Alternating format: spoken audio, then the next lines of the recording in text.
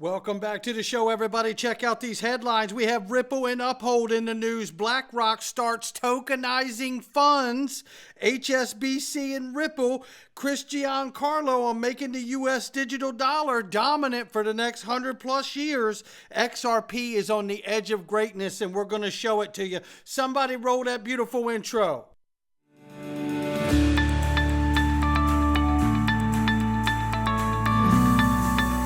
Digital Perspectives with Brad Kimes. Come on in.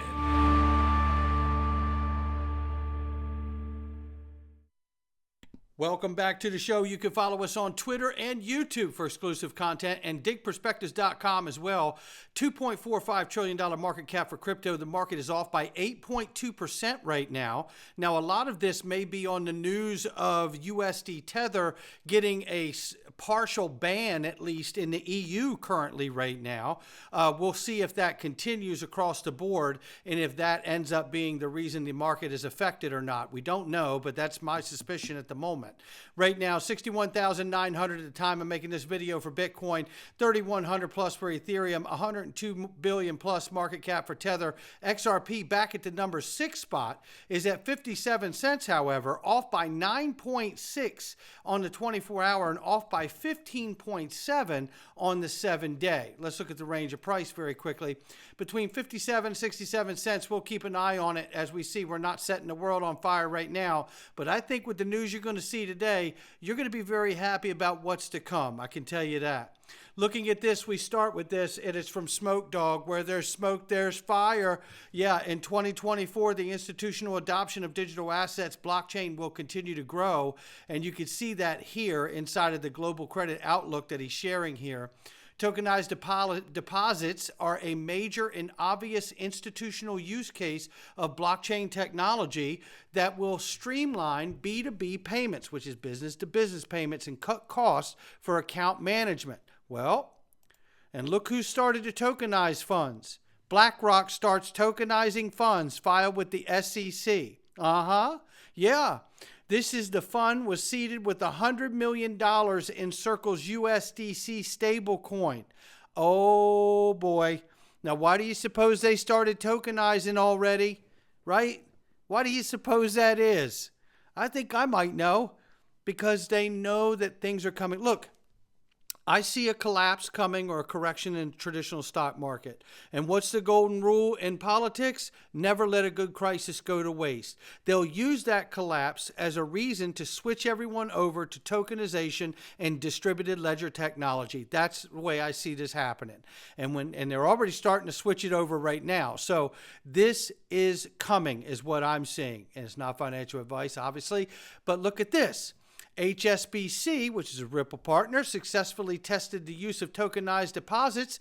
HSBC is also a systemically important bank, currently being serviced by Ripple acquired Medico. So it's all tied in here. As you can see, Medico has been chosen by HSBC to handle their business. Following Medico's acquisition by Ripple in May, we know that the services was chosen by HSBC. This embracing tokenized deposits, it's all happening now. And look at this, regulated liability network trials. Remember, regulated liability networks are the banks' networks, right? Especially central banks' networks. So this is super exciting to me that we're seeing all of this really go into motion. And as this is going into motion, the conversation is heating up about the United States having a CBDC or some form of a digital dollar, stablecoin or otherwise. And who's here to talk about it? Chris Giancarlo. You're going to love this clip, but let me tell you something. If you love this clip, you're going to want to get a ticket to XRP Las Vegas. Make the investment, because I'm telling you right now, the conversation we're going to have on stage, and I will be doing that fireside chat with Chris, is going to be absolutely fire. You are going to want to see every bit of that, because we are going to get into many, many things that I believe will serve as a catalyst to how we get that digital dollar and what it may be and look like when we do. Sort of talk about the threats to the dollar. I think it's worth taking a moment to actually recognize how remarkable the dollar's ascendancy really is. Historically speaking, there's never been a currency like what the dollar has been for the last 50 years in terms of a truly global benchmark for value and prices and as a store of value. Even at the height of the Roman Empire, the Roman solidus coin worked in the empire, but outside of the empire just didn't have that same global effect. And since the fall of Rome, there's never been a currency as powerful as the dollar. Perhaps the one that people might point to is during the period of the European exploration of the Western Hemisphere. There were many currencies used up and down the east coast of North and South America, European currencies, Dutch guilders, British pounds, French livres, but the one that was most in demand was the dollar. But it wasn't the American dollar, it was the Spanish dollar. That's right. And the Spanish dollar didn't have nearly the global demand that the US dollar did, but it was preferenced. And it's interesting to note, because I think it'll come on into our conversation as we go on, one of the reasons it was so preferenced was it was technologically superior to the other currencies.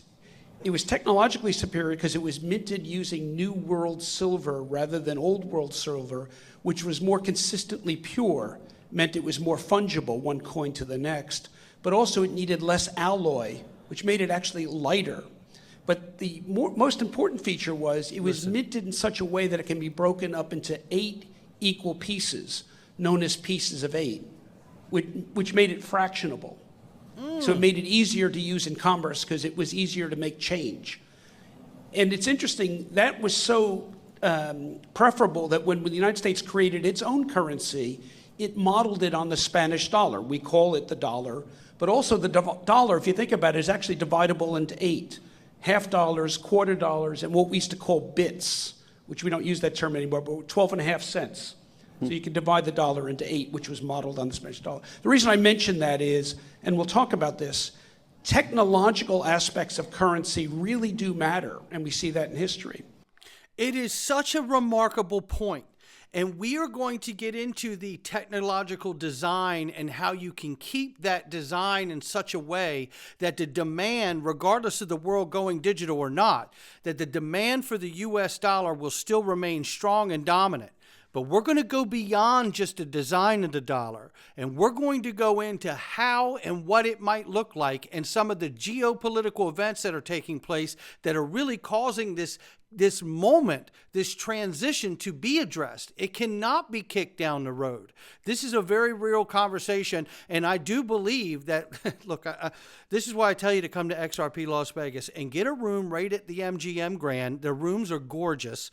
The facility is amazing. The property is super beautiful, and you know what? You can walk right to the conference, but look, more importantly, what you're going to hear and people you're going to engage with, you are not going to regret being at this conference, because this conference is representing the moment and the transition that we are in.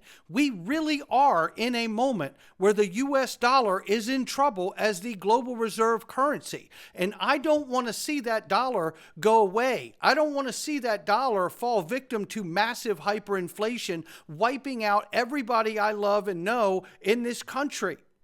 And you know, not for my own gain. I think there's a way that we can gain from the technology that we believe in and invest in this channel, in this space, that we can also see the dollar still serve and be this very strong, desirable instrument around the world for trading and value. I really do believe that, and we're going to get into it. As you know right here, boy, this has really caught some wind, hasn't it? Look, I just highlight this to show you what Chris is talking about and some of the things that we're going to be talking about. Is that the last 5 global reserve currencies, 2 of them had an 80-year lifespan. We are at 80 years with the US dollar. This conversation's right on time. And we know XRP asset becomes may very well be a stable coin. Take a listen. There'll be only one. But it's very clear that, for me, the direction of travel, the stable coins. And I do think that using XRP and the Ripple network has very strong use cases as well. Arguably, XRP is a type of stable coin in itself as well. There you have it. So jury's still out on it, but you know what? The World Bank thinks so too. And I'll tell you something else. So does Mark Carney, former governor of the Bank of England that's been a long partner for many, many years with Ripple, believes it as well and told it to the group of 30. You know, Bank of China also has recommended that it be looked at as a stable coin for its best use case as well. You know, this conversation is getting better and better and better, and we know we're close to possibly having stablecoin legislation in the United States. And I also show you this, which is really a highlight of the caption where I showed Group 1 assets by the BIS and Group 2. Group 2 is highlighted as Bitcoin. I know you can't see it, but if we get in the same category as Bitcoin, it's over for us, for the banks. The banks are not going to want to hold 1,250% risk weight average applied to the asset in order to make payments. So you better damn sight hope it turns into a stable coin or something else other than what Bitcoin is. Because if we fall in Group 2, Category 2, they won't want to use it and hold that much for the satisfying of the regulations. You can bet your bottom dollar on it.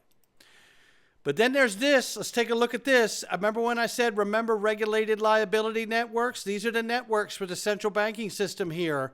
To enhance cross-border payments between banks, tokenized deposits, regulated liability networks known as RLNs can be set up, which uses a single distributed ledger technology for a multiple large banks to enhance functionality between these banks. I don't know about you, it doesn't say Ripple, but it sounds a lot like what Ripple can do. So we'll wait to see what goes on there.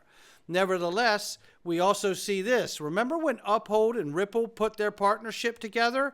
I do. Yeah, back just late last October here, not long ago at all. Well, our partnership with Ripple illustrates how the unique capabilities of our platform can be used by enterprises to make efficient crypto to fiat transfers and bank payouts. Ripple payments went live in the U.S. just this year. So now let's take a look at this. As Uphold recently stated, their work with Ripple is taking off. XRP used for payments into banks in real time. This is happening. And guess what? It's not a mistake that we're having the CEO of Uphold, Simon McLaughlin, on stage to talk about Ripple and their partnership and what they're doing to serve and white label their services for banks. You know, I don't, like I said, get your ticket to XRP Las Vegas. You are not going to regret coming. And this is not a cost. This is an investment in yourself, your knowledge for your investments. There's no question about that. And I'm going to give you the stuff you need to make sure you are up to date on everything. And take a look at this now. FedNow and Uphold. Secretly, Ripple payments have been connected to FedNow and Uphold is using it. Chad Steingraber feels like he's got what he needs to share here. He says here you can see real-time payments or FedNow networks. You could do it instantly directly to your account. And he's talking about his Uphold account is what he's talking about. This is super, super exciting here, ladies and gentlemen. Super exciting. And when I look at where we're at right now, and this was from earlier today, take a look at this right here. This is what this looked like in 2017, 2018, when that big bull run happened to 384. And this is what it looked like when it went to $1.92. And you could see the familiarity in these lines of the blue and yellow line crossing, these simple moving averages. And you could see the way it looked like a long connection here. Which one does it look more like? I have to say it looks more like A than it does B to me. But that does not mean we're going to get the result of A. But it does mean there's an indicator that suggests that it could happen. So look at how close we are here. If this is the same block, and I know Ed Grad Crypto, it is the same block of time here. So you know, yeah, 350 days, he's got it right here. We are not far away from hitting that 50-bar, 350-day mark. And nothing says that the charts or XRP has to wait for that mark. But if it does, good gracious day, what is it going to look like when it goes? I can't wait, and I'm glad we're all here for it together, no doubt about it. Right now, we're going into the Freedom Zone, and I hope you will join us. We're going to talk about what happened to one of our presidents back in the 60s and who may have been responsible for that president dying in an assassination. We're going into the Freedom Zone right now. Not financial advice from me or anyone else. I hope you'll join us here. Just click the button at digitalperspectives.com for next to nothing and come on in. Oh.